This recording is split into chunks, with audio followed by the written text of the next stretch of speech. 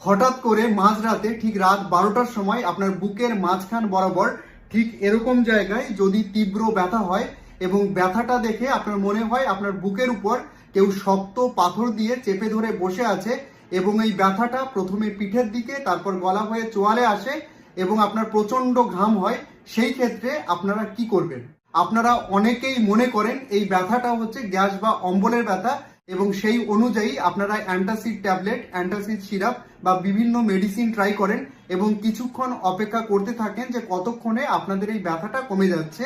যদি আপনার বুকের একদম মাঝখান বরাবর ঠিক এরকম জায়গায় ব্যথা হয় এবং অ্যান্টাসিড ট্যাবলেট বা অ্যান্টাসিড সিরাপ খাওয়ার 5 মিনিটের পরেও এই ব্যথাটা আপনার না কমে, সেই ক্ষেত্রে আর একটুও দেরি না করে নিকটবর্তী যে স্বাস্থ্যকেন্দ্র রয়েছে সেখানে ওই পেশেন্টকে নিয়ে যাবেন। সেখানে অন্তত একটা ইসিজি এবং ট্রপটি করার মাধ্যমে আপনি কনফার্ম হতে পারবেন যে আপনার হার্টজনিত কোনো